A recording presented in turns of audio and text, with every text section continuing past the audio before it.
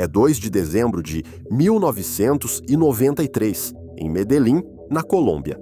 As autoridades acabam de descobrir o esconderijo do traficante mais poderoso do mundo, Pablo Escobar. Ele não faz ideia de que as forças especiais do país já estão a caminho para capturá-lo. O que acontece em seguida se transforma em uma das operações mais dramáticas da história da polícia colombiana e termina com Pablo Escobar morto. Daqui a pouco, vamos contar toda a história da morte de Escobar, porque neste vídeo vamos mostrar chefões do cartel que tiveram fins brutais. Vamos começar com uma integrante do cartel que, à primeira vista, parece o oposto completo de uma criminosa fria e experiente, porque é jovem, atraente e mulher. Estamos falando da mexicana María Guadalupe López Esquivel, também conhecida como La Catrina. Ela entrou no tráfico quando ainda era praticamente uma criança. Aos 17 anos, se apaixonou por um integrante do cartel Jalisco Nova Geração, uma organização conhecida pela brutalidade extrema com que tratava os inimigos. Foi por meio dele que La Catrina acabou mergulhando na vida do cartel e logo passou a assumir suas próprias responsabilidades. Ela se mostrou excepcionalmente cruel e, pouco tempo depois, já tinha subido para uma posição de liderança. Dentro do cartel, também era chamada de Senhora da Morte, porque poucas mulheres tinham sido vistas como alguém tão disposta a recorrer à violência. La Catrina comandava seu próprio grupo de pistoleiros, comandava esquemas de extorsão e coordenava sequestros, como se aquilo fosse a coisa mais natural do mundo para ela. O mais absurdo é que ela nunca tentou se esconder. Nas redes sociais, chegava até a exibir suas armas, ostentava poder em público e era obcecada por fama. Mas, em 10 de janeiro de 2020, suas redes sociais ficaram em silêncio de repente. Naquele dia, as autoridades descobriram onde ela estava. Em seguida, forças de segurança mexicanas invadiram uma casa em La Bocanda, onde ela estava reunida com outros membros do cartel. Houve uma intensa troca de tiros. Um dos disparos atingiu La Catrina no pescoço. Ela caiu ao lado de uma parede enquanto o sangue jorrava do ferimento. Imagens gravadas depois mostraram soldados tentando mantê-la viva. Eles repetiam que a ajuda estava a caminho e que ela precisava resistir.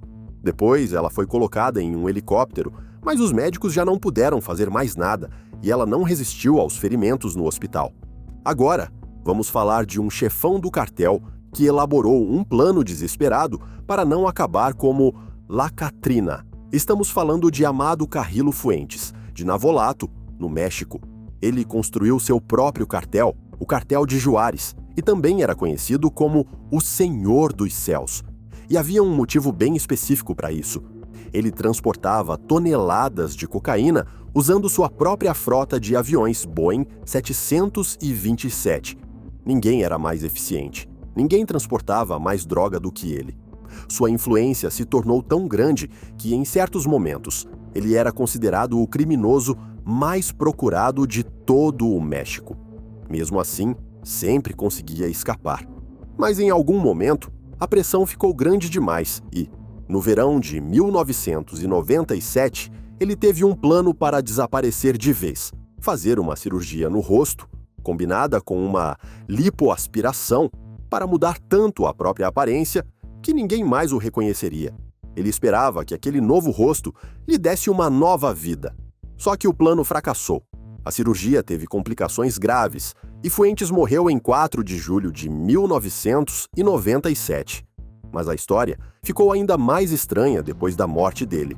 2 dias mais tarde, os corpos dos 2 cirurgiões que tinham realizado a operação foram encontrados dentro de barris de aço cobertos por concreto. Os corpos apresentavam sinais de tortura. Ninguém sabe ao certo quem foi o responsável, nem qual foi o motivo. Mas há quem suspeite que os médicos tenham sido assassinados para impedir que alguém comprovasse se Fuentes estava mesmo morto, porque até hoje muita gente acredita que ele sobreviveu.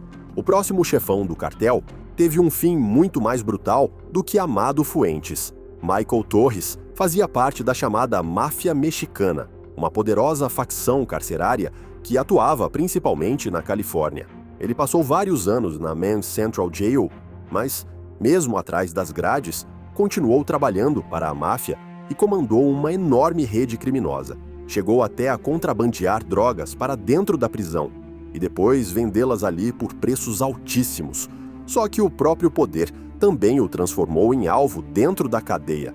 Em 6 de julho de 2023, 2 outros detentos o atacaram no pátio da prisão, Ray Martinez e Juan Angel Martinez. O motivo exato continua incerto, mas ao que tudo indica, havia algum tipo de desentendimento pessoal entre os envolvidos. Ray e Juan esfaquearam Michael várias vezes até ele parar de se mexer e morrer pouco depois. O que torna esse caso ainda mais estranho é que a companheira dele também foi encontrada morta, a tiros na casa da mãe dela uma semana depois. E isso quase certamente não foi coincidência. Mas agora, vamos voltar à história de Pablo Escobar, o traficante mais poderoso da década de 1980. Ele criou o chamado Cartel de Medellín, que se transformou no maior exportador de cocaína do mundo. Isso fez dele um dos homens mais ricos da Terra e também um dos mais frios. Ninguém era tão impiedoso quanto ele. Com sua fortuna, conseguiu comprar quem precisasse, policiais, juízes e políticos. Quem se recusava a aceitar suborno era ameaçado sob a mira de armas e, muitas vezes, assassinado junto com a própria família. Ele também foi responsável por incontáveis atentados à bomba e execuções. Enquanto milhares de pessoas morreram por causa dele, ao mesmo tempo, ele tentava se passar por protetor dos pobres, mandou construir casas e escolas e, nos bairros pobres de Medellín, era venerado como uma espécie de Robin Hood. Em outras palavras, levava uma vida dupla. Mas, em 1993, seu império começou a desmoronar e ele passou a acumular cada vez mais inimigos. As autoridades se aproximavam sem parar, esperando Escobar cometer o menor erro enquanto estava escondido para conseguirem localizá-lo. Em 2 de dezembro de 1993, foi exatamente isso que aconteceu. No dia do aniversário de 44 anos, Pablo Escobar fez uma ligação descuidada para a esposa. As autoridades conseguiram rastrear a chamada e mandaram imediatamente unidades especiais para a casa dele. Os agentes o pegaram de surpresa na sala de estar e, por um breve momento, Escobar ainda conseguiu fugir pelos telhados da cidade, mas pouco depois foi atingido por tiros no tronco, depois nos pés e, por fim, na cabeça. O último disparo foi fatal. Há rumores de que o próprio Escobar possa ter dado o tiro final em si mesmo, mas isso nunca foi confirmado. O que se sabe com certeza é o seguinte: com a morte dele, uma era chegou ao fim. Incríveis 25 mil pessoas compareceram ao funeral, um último sinal de como Pablo Escobar era, ao mesmo tempo, temido, odiado e admirado. Mas nem sempre é o Estado que derruba os chefões do cartel. Muitas vezes são cartéis rivais, e eles podem ser ainda mais brutais. Um exemplo especialmente perturbador é Jocelyn Alejandra Niño, também conhecida como La Flaca, algo como a Magrinha. O apelido combinava perfeitamente com a aparência dela, porque Jocelyn parecia mais uma adolescente do que uma assassina de cartel. Na realidade, porém, trabalhava como matadora do Cartel do Golfo e executava tarefas extremamente violentas, incluindo a tortura de prisioneiros.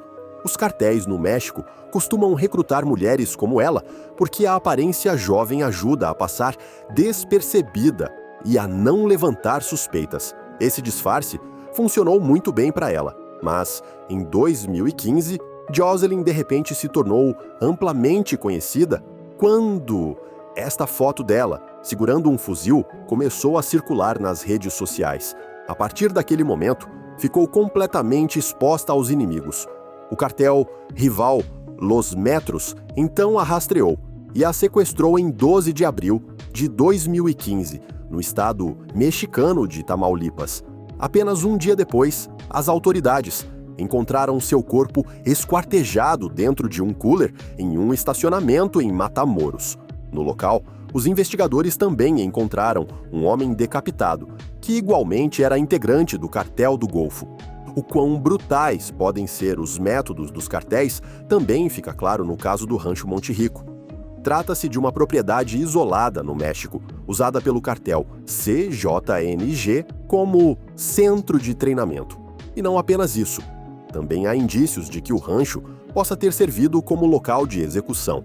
Supostamente, os leões, crocodilos e até os porcos da propriedade eram alimentados com restos humanos, às vezes enquanto as vítimas ainda estavam vivas. Você pode pensar que isso já representa o limite absoluto da crueldade humana, mas existe um caso confirmado ainda mais horrível do que esse. Trata-se de um mexicano chamado Hugo Hernández. Ele nem sequer era membro de cartel. Tudo indica que apenas estava no lugar errado, na hora errada. Em janeiro de 2010, seus restos mortais foram encontrados em Sinaloa. O que fizeram com ele é inimaginável. Ele foi torturado por dias. Depois, arrancaram a pele do seu rosto e, mais tarde, a costuraram em uma bola de futebol. Quando foi encontrado, seus braços e pernas tinham sido separados do tronco. Mas há ainda outro exemplo de quão brutalmente os cartéis agem, e este não é para pessoas sensíveis. Santiago Meza Lopes ficou conhecido como o chamado cozinheiro do cartel mexicano de Teodoro Garcia Cimental. Você provavelmente já consegue imaginar o que isso significa. A tarefa dele era literalmente se livrar das vítimas dissolvendo seus corpos em ácido. Ele dissolvia os corpos até que quase nada restasse. Diante dessas atrocidades inimagináveis, só resta imaginar que outros métodos os cartéis ainda usam. Agora queremos saber qual de todos esses casos mais chocou você. Escreva nos comentários e, se quiser ver mais vídeos como este, também pode deixar o seu like.